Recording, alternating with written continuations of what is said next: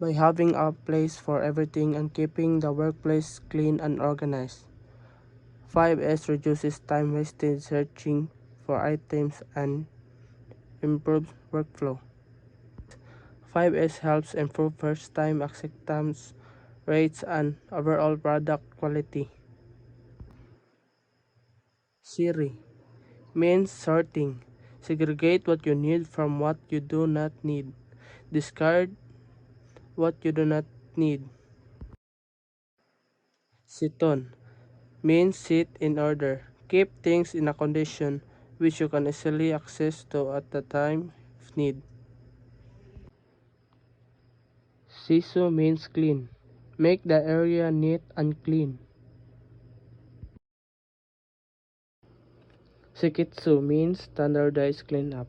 You should clean daily your workplace, which made the factory shiny clean and set the standard for cleanliness. Shizuki means self-discipline, training and disciplining people to follow 5S. Form a habit to follow rules.